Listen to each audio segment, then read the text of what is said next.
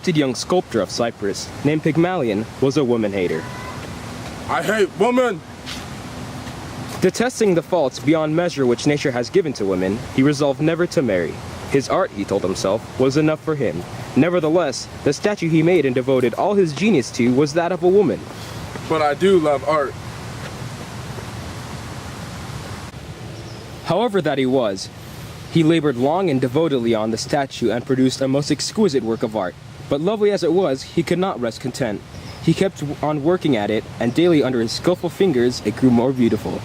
No woman ever born, no statue ever made, could approach it. Not bad. Not bad.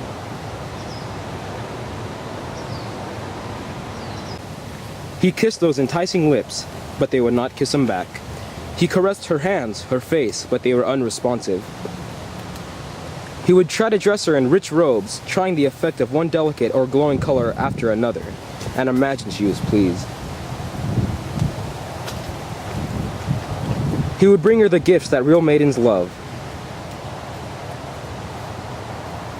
Put her into bed at night, and tucked her in, all soft and warm as little girls do their dolls.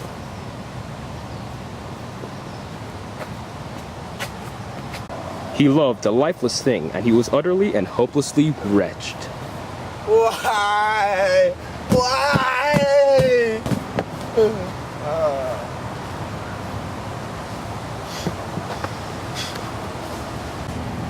This singular passion did not long remain concealed from the goddess of passionate love.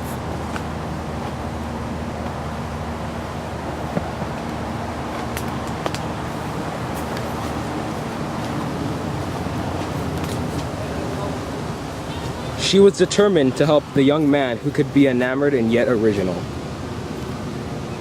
The feast day of Venus was upon. Crowds thronged her temples. Not an unhappy lover, but was there with his gift, praying that his love might turn kind too, was Pygmalion. He dared to ask the goddess only that he might find a maiden like his statue. Oh, how I wish I had a maiden like my statue. Venus knew what he really wanted, and as a sign that she favored his prayer, the flames before him stood up, leapt into the air, blazing into the air.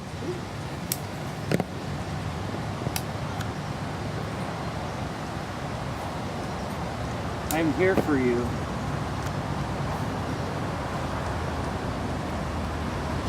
Very thoughtful at this good omen, Pygmalion sought his house and his love, the thing that he had created and given his heart to. Oh, a sign from Venus! There she sat on her step pedestal, enticingly beautiful. He touched her arms, her shoulders, their hardness vanished. It was like watching wax soften in the sun. Oh, this must be Venus's doing. Fool, get off me!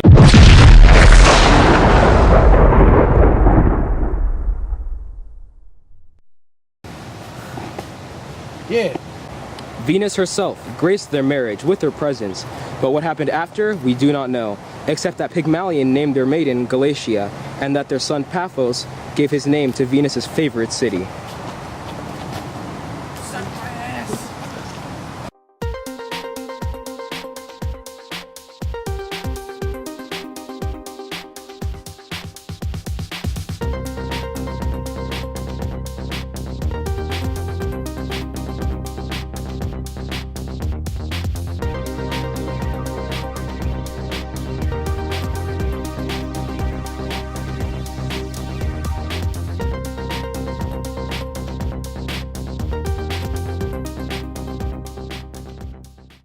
A gifted young sculptor of Cyprus, named Pygmalion, was a woman-hater.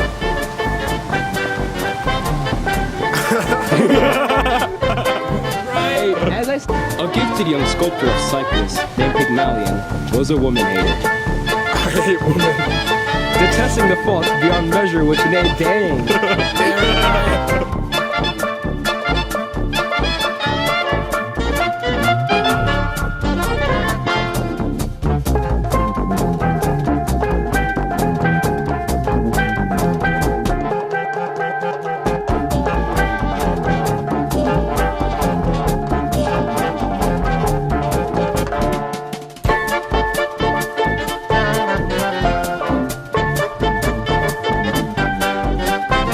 Those enticing lips,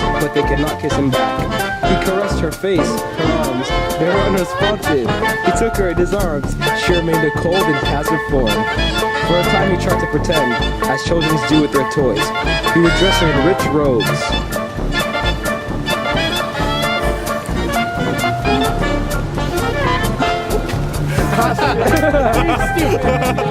He kissed those enticing lips, but they would not kiss him back. He caressed her hands, her face. They were unresponsive.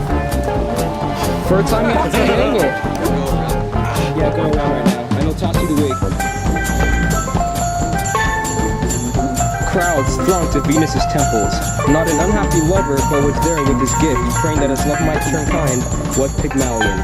He dared to ask the goddess, only that he might find a maiden like his statue. Oh, I wish I had a maiden like my statue.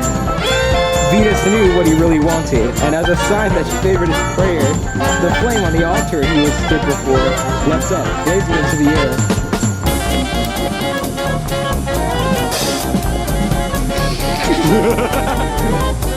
The feast day of Venus had arrived. Crowds thronged to her temples, not an unhappy lover, but was there with his gift, praying that his love, dang it! One, go. Hey, fool, front hand, back hand. Front hand. Ah, front hand.